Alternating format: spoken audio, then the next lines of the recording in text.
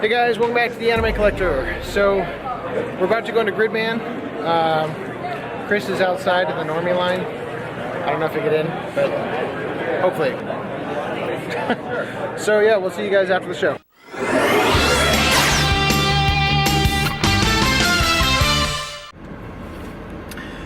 Well, we definitely can't see Jeff at all because of Augy's mass. So we got out of Gridman, and I know about Gridman because of MrNiesGuy's Anime Expo. Finally one of these. Hey, how's it going? Yeah. So it was Yes. just the first episode of the 2018 Gridman. It's listed in the program as SSSS.Gridman, which I looked up. It stands for Superhuman Samurai Cyber Squad. Yep. That was how it was basically. Or, as Mudan would put it, so. Yeah, that was actually how in the 90s, when basically Power Rangers were super big and they were basically bringing big bad billboards and whatnot over here to the States, that was the name they gave Gridman then. Superhuman Samurai. And the overall premise of Gridman was basically, okay, think Digimon, but instead of basically monsters, it's more just Sentai villains and bots and stuff like that. Yeah. That's the more idea. No putties, no like foot soldiers, just basically big monsters, big battles. That's the gimmick. Right. And so here's the thing. Let me just jump in with this. The premise of the original Gridman and the Studio Kara Japan Animator Expo Gridman, which followed the same original Gridman, is kind of dumb. It's a dumb premise. Yeah. Okay? It's literally like a kid gets mixed with a policeman and becomes Gridman kind of thing. At least that's how Mudan put it. It's basically, it was just capitalizing on Power Rangers and Big Bad Billboards. So when it came out, Big Bad Billboards was bigger than Power Rangers. Right, but here's the thing. Yeah, it was, It's a dumb premise, and the reboot did this thing. This is the thing I didn't like about it. The amnesia.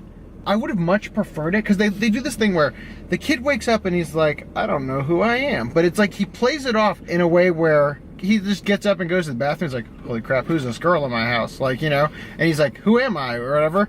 And then at the end, when he actually finally becomes like Gridman and goes and battles the robots and stuff, or the kaiju, which looked like a Godzilla monster, but then it turned out like Godzilla's retarded cousin.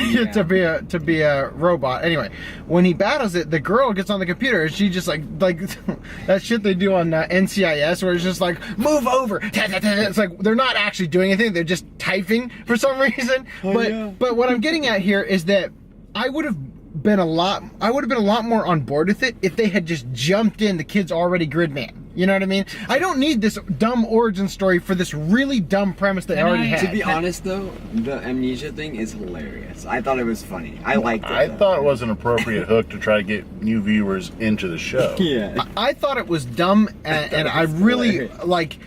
I liked it. The one thing that kind of impressed me with it that I really wasn't expecting is that a lot of times in anime, and this is part of speaking to like the Japanese mindset, the Japanese way of thinking, people in Japan, they keep to themselves when it comes to like, okay, so here's a problem, and it's like you're getting yelled at for something, and there's a really good reason why something happened, and you could easily, like in the States, you'd be like, hold up, you know, my car won't start, I'm sorry I'm late. But in Japan, it's like they'll just take the yelling and won't even speak up, let's say, right? So normally the protagonist would not even talk to other people, but this kid tells everyone the story about, yeah, this weird guy Gridman started talking to me. He's like, you're the Gridman, you know. Well, he told everybody. Yeah, but he told everybody about I know, it because he doesn't think it's crazy. He's just wondering what's wrong with him. Well, I'm just saying it was the first time it was relatable, because all the time, it's like, in America, every single person be like, what's up with this? Am I going nuts? Like, oh my God. You know, but in Japan, He's just making stuff up. in Japan, they keep it to themselves. Can I give my opinion on the whole amnesia thing? Yeah. Okay, fine. We're all agreeing Gridman is a silly concept, yeah? Yeah. Okay, so basically, there's a percentage of silliness that basically anyone can consume at one time, I feel, that basically will keep you staying. You can go full on like Pop Team Epic, but that's just memes. That's all it is. Now, if you start off with like, let's say, 10, 20% silliness, but then you build up to it, and then basically you just build up through the rest of the series, and then basically, okay, by the end, you can just go and do whatever you want, and people are invested. That's how you do it. You basically start with Okay. more reality, then you build more into Let me fiction. clarify. What I'm saying is that it would be less silly to just jump into the story rather than set up a ridiculous premise to try to explain the ridiculous premise. Yeah, but it works. No, it doesn't work. That's what I'm saying. I disagree. I think Respectfully, I disagree. I honestly think it works. Okay. Like, What about you, it's Dan? Like, All right, it was fine. So one thing I will say though about the animation is that Gridman and the kaiju are cel-shaded CG, and the cell shading, meaning the rendered look, is amazing. It's spot on animation. Yeah. The movement in the animation, however, very much gives it away. Yeah. And that's what's sad, is that it could have been phenomenal had they approached the 3D animation from a more 2D style animation perspective, which granted is a lot more work, you know? I mean, they could literally just throw a mocap suit on somebody to get the bulk of the work done doing it another way and not have to worry about it. But I'm just saying, if they had specifically chosen to animate things in a way that would have mimicked 2D style, it would have been phenomenal. And then the one scene though that I felt it really worked was the one that was the only way I can describe it is the scene from Evangelion Another Impact, where you see from below as Ava Unit Nola's running around, and it's like that lower shot. That really gave us a sense of scale that probably wouldn't have been achieved as easily in 2D, you know? So once that shot came up, I forgave them for the other part. yeah, like the cars flipping. When Yeah, the and it was I really also- funny. Good. The beginning part where it basically showed it was very choppy. I think we can all agree this is not the final render. Well, we'll see. I mean, but I was like, okay, Oh. just to explain to people, the opening 2 minutes or so, there's a whole conversation scene where it's more or less just kind of, there was no in-betweens between movements. It was just Yeah, kind of, that's we're Studio here, we're B here. making an homage in there. Yeah. Like with Ninja Slayer, was that one of them? Yeah, but it's the only other time it was really used, I and it's like know. in Anime Expo when they did Gridman, Right. they did CG, they did 2D, they did just still images that they basically kind of moved up and down scale-wise. Yeah. They used a lot of different styles there, and that made it work. But basically for the rest of the thing, it was either, okay, cel-shaded Gridman, except for like 2 scenes I think where it was just 2D, and then basically it was just normal everything else. It was like Kisniver looking animation for Trigger. I have some different views on it. Good. Well, I thought it was an Ultraman clone. Right. It's a That's- joint Yeah. venture with Tsuburaya, the Right. Ultraman company that we have Right. talked about on the Yes. podcast, and Studio Trigger. Right.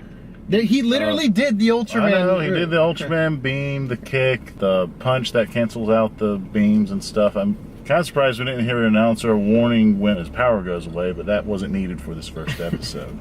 I'm kind of surprised y'all aren't up and about with testosterone about all the carnage that was happening during the scenes, like how the city was wrecked. They To be killed fair- off it. to be So- fair, have you seen Anime Expo Gridman? Yeah. You have?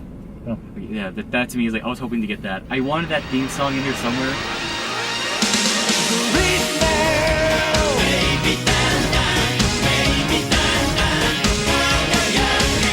We were definitely in the right atmosphere for this episode because we felt The energy and stuff. like that. the energy, the treble and people bass there- going the people there outrageous. announcing it. It was those were volume so it good. was, It was so way too loud. loud. I will say It that. was so loud. But and then that's the thing too. Like, you don't need to always have the best animation, the best story, the best thing for a first episode. You can build up to things. I think a lot of people are afraid to do that anymore Sure. because of short attention spans. However, just basically, it's like you show potential, you show what you can do, and you show like, okay, this is your slime boss for the first episode. You're gonna build up something bigger, which means bigger and better animation, hopefully. So it's like, yeah, no, I'm excited. I want to see what basically keep topping yourself, get sillier, get bigger, get louder, get madder. I want that, and I think it will do it. So I think with I do that. with It's Trigger that after said, I'll just say that my main point again is that I'm totally cool with the direction the show is going in. I just don't think they needed the ridiculous setup time in the beginning. It would have been cooler if they had just started the episode and they had just done a little bit of the, the early stuff where nothing's really happening, and then the city's being attacked, and they jump right into it. I don't need to have it explained because, I have a funny it feeling. does I need think a you're kind of the backstory, minority in this car right now about yeah. that. I'm just clarifying my point because you're saying like it's the first episode. It's like the slime boss where it's kind of, they're just setting the status. And I'm just clarifying. I didn't have any problem with the boss or anything. I didn't have any problem with it. I'm just saying that I think that it could have. I just think that the premise setup wasn't necessary. I think that Just give it wasn't. maybe like predictions for how because they Sure, go definitely asked a lot of questions. I don't know. I'm just anyone else. go for it. I think, from my impression from the first episode, they're gonna go with kind of a Dark City twist. Have you ever seen Dark City? It's like a better version of the Matrix. To me, it kind of reminds me of Well, 'cause- sort of similar to that, but like Gatekeepers 21 in that aspect. Right, and that's a great show, and I would love to see more Well, stuff what sort of I'm handle that. thinking, what I'm thinking is that they're not actually in a real world. I think they're in some kind of a so program. here you were Exactly. talking about the testosterone. And I think Yeah. that's where the amnesia is coming in, because it's like Dark City, where the one guy had amnesia, and it was like because he was outside the system. Okay. Yeah. And I think that's what's happening Sure. with this And kid. then So- there's this so guy that's hooked up to all let this me stuff. Yeah. further Like, clarify by saying that in the future episodes I might, redact my opinion if they can pull off something where it's worth it. I'm just saying that right now in a situation I would rather things just jump in rather than trying to do an origin story. That's what I'm trying to say.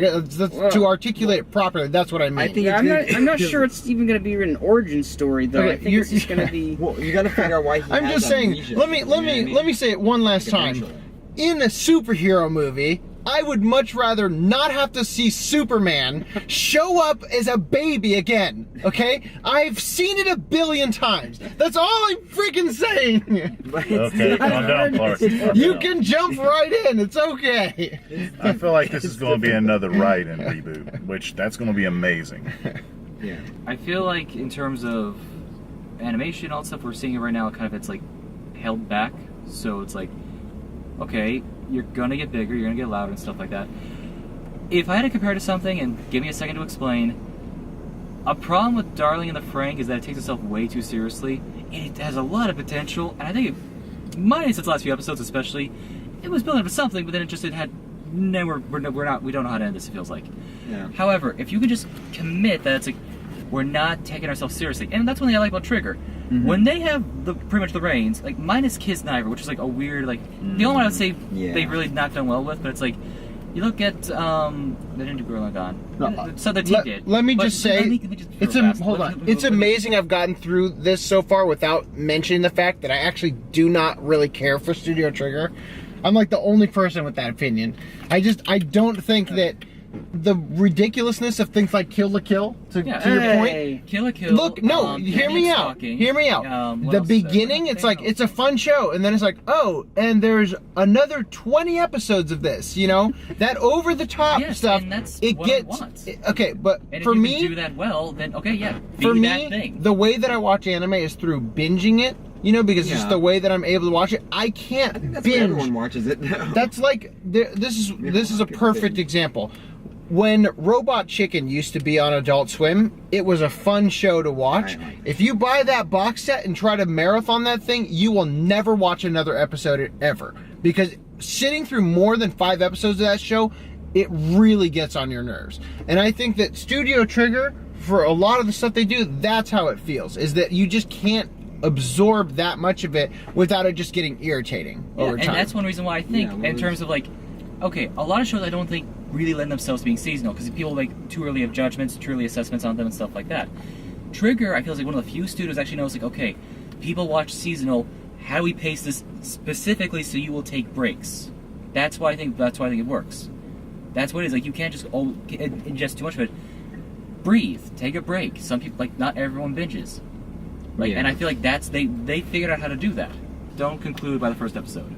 Well, obviously, I mean, I'm I'm gonna not- watch I'm the not- rest of it. I'm just saying I loved it. Yeah, Go watch it. yeah, I'm gonna watch the rest of it. My rule is to finish everything that I start. It's one of the codes of conduct for my collecting habit. So I'll definitely buy the box set. I know Funimation has already licensed it, so I'll definitely get it. But I don't know. I'm just saying, like, you know, it's hard to do a first impressions on episode 1. You know what I mean? So we'll see. Anyway, thank you guys for watching, and we'll catch you next time. But Brad, yes. How is this compared to the other shows that we've previewed so far with Be In It? No, I'm not doing that. No.